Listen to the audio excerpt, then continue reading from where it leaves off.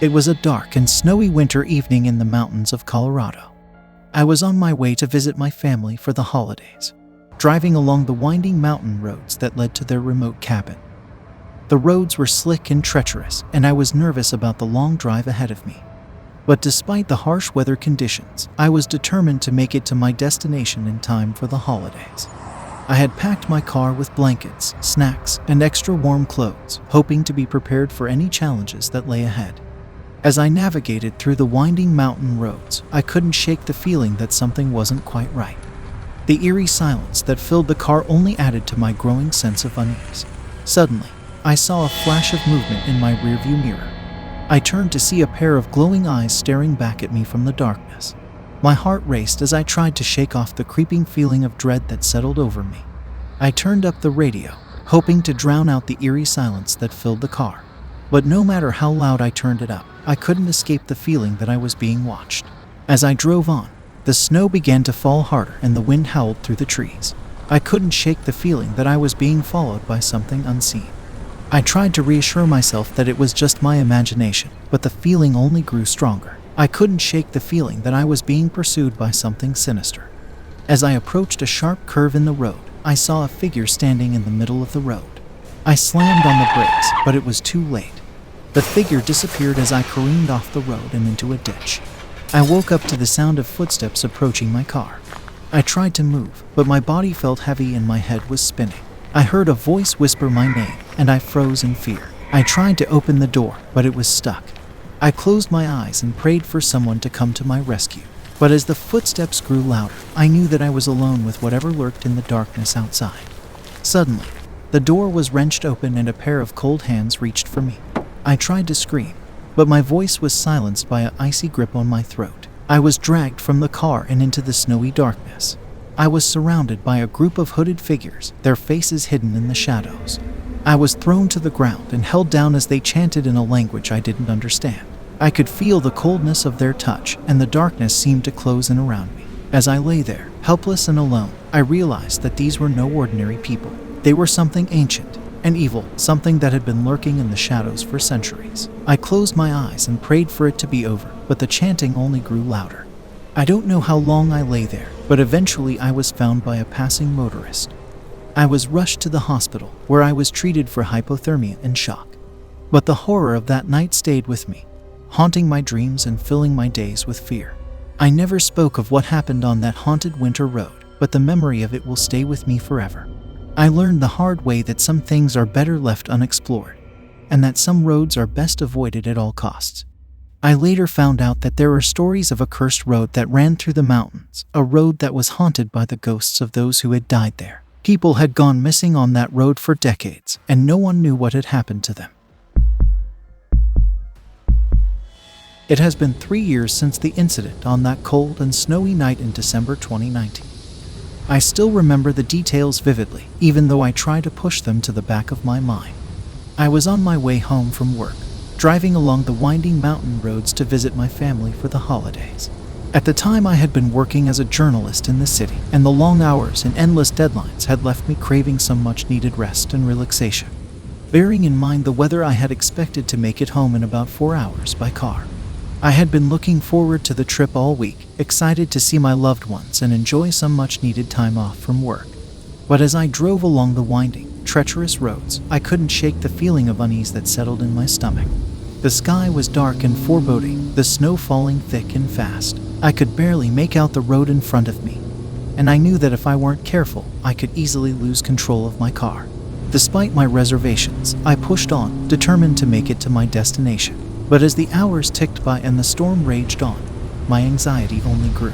I was all alone on the road, with no one to turn to for help if something went wrong. Just as I thought things couldn't get any worse, I saw a figure standing on the side of the road. It was a woman, her long hair whipping in the wind, her face contorted in agony. I slowed down as I approached her, wondering if she needed help. But as I got closer, I realized that something was terribly wrong. Her skin was ashen and pale, her eyes sunken and dark. She looked like she had been standing out in the cold for hours, if not days. I hesitated for a moment, not sure what to do. But then the woman spoke, her voice barely above a whisper. "Help me," she begged. "Please, you have to help me." I knew I couldn't just leave her there, so I pulled over and got out of the car. The wind was howling and the snow was coming down in sheets, but I forced myself to focus on the woman. "What happened?" I asked, trying to keep my voice steady. "How did you end up out here?" The woman looked at me with tears in her eyes. "I was on my way to my sister's house for the holidays," she said, her voice shaking. "But my car broke down and I couldn't get a signal on my phone. I've been out here for days, trying to flag down anyone who might be able to help me." I felt a surge of guilt wash over me. If I had been paying more attention, I might have seen her sooner. But there was no time to dwell on what could have been. I had to get this woman to safety. "Come on," I said, taking her arm. "I'll get you out of here." I helped her into the car and turned up the heat, hoping to warm her up. She was shivering uncontrollably, her teeth chattering. I felt a surge of panic as I realized just how dire her situation was. If I didn't get her help soon, she could die. I turned my attention back to the road, determined to get her to safety as quickly as possible. But as I drove, I couldn't shake the feeling that something was off. The storm seemed to be getting worse, the winds howling and the snow coming down in sheets. And the woman beside me was getting more and more agitated, her eyes darting around the car as if she were searching for something. "What's wrong?" I asked, trying to keep my voice steady. "Is there something you need?" The woman turned to me, her eyes wide with fear. "We're not alone," she whispered. "I can feel it. Something is out there, watching us." I tried to laugh off her fear, telling her that it was just her imagination. But as we drove on, the feeling of dread only grew. I could feel something lurking in the darkness, something malevolent and evil. And as the storm raged on, I knew that we were in grave danger. Finally, after what felt like an eternity, I saw a faint light in the distance. It was a gas station, and I knew that it was our only hope for survival. I put my foot on the gas, pushing the car to its limits as I tried to reach the safety of the station. But as we got closer, I saw that something was wrong. The lights were flickering, and there was a strange, almost hypnotic quality to them. I could feel myself being drawn in, my mind clouded with confusion. I shook my head, trying to clear my thoughts. But it was too late. The car was already pulling into the station, and I knew that we were in the hands of something terrible. As I stepped out of the car, I saw that the gas station was empty. There was no one there, no sign of life at all. But I could feel a presence in the air, a malevolent force that seemed to be watching us. I turned to the woman, trying to reassure her that everything would be okay. But as I looked into her eyes, I saw a fear that I had never seen before. She was terrified, and with good reason. We were trapped, alone in the dark with something that wanted us dead. And as the storm raged on outside, I knew that we were running out of time. I grabbed the woman's hand, pulling her close as I tried to think of a way out. But as the minutes ticked by, it became clear that there was no escape. We were at the mercy of whatever was lurking in the shadows, and there was nothing we could do. And then, as quickly as she had appeared, the woman was gone. One moment she was standing beside me, her hand in mine, and the next she was nowhere to be found. I stood there, frozen in shock, trying to make sense of what had just happened. Had I imagined her? Had I been hallucinating the entire time? But as I looked around the gas station, I knew that something far more sinister was at play. The lights were still flickering, the presence in the air more palpable than ever. I knew that I had to get out of there, no matter what it took. I ran back to my car, my heart pounding in my chest as I threw open the door and jumped inside. I didn't look back as I tore out of the gas station, my tires spinning on the icy road. I knew that whatever had taken the woman was still out there, watching me as I fled. But somehow, I made it out alive. I drove through the night, not stopping until I reached the safety of my family's house. To this day, I cannot shake of the feeling and am unable to travel alone. It was the early hours of the morning on January 5th, and my friends and I were driving through the mountains on our way to a ski resort. We were a group of 4, excited for a day on the slopes and the chance to escape the city for a while. The roads were slick with ice and snow, and the trees were blanketed in a thick layer of frost. The forecast called for clear skies and cold temperatures, perfect for a day on the slopes. As we made our way through the winding mountain roads, the trees were blanketed in a thick layer of snow and the air was crisp and refreshing. We were chatting and laughing, excited for the day ahead. But as we traveled further into the mountains, the scenery started to change.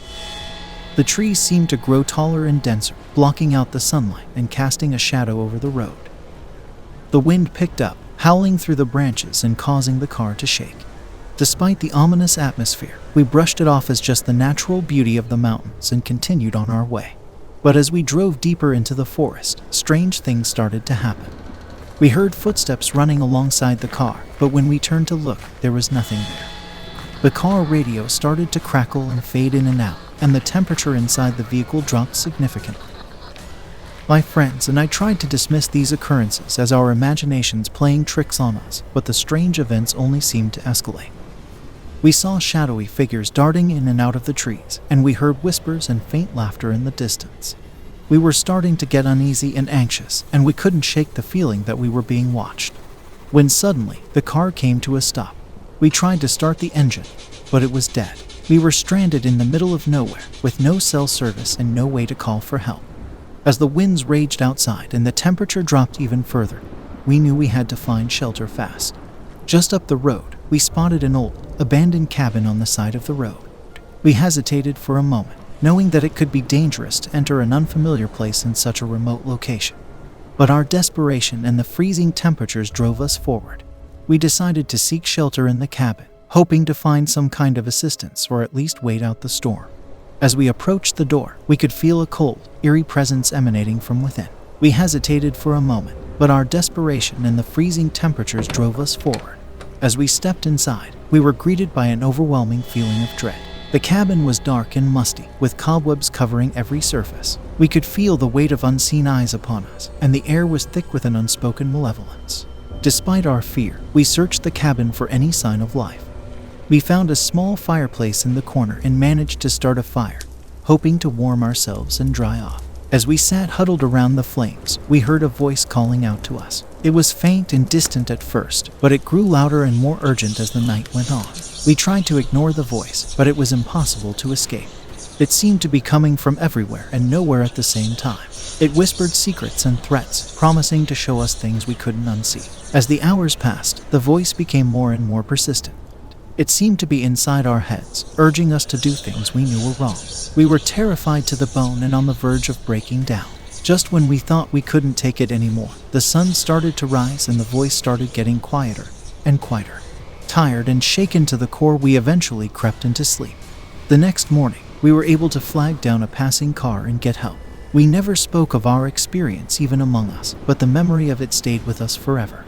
It was a reminder of the dangers that lurk in the darkness and the power of fear to drive us to our breaking point. Thanks for watching. Subscribe to stay tuned for more true stories.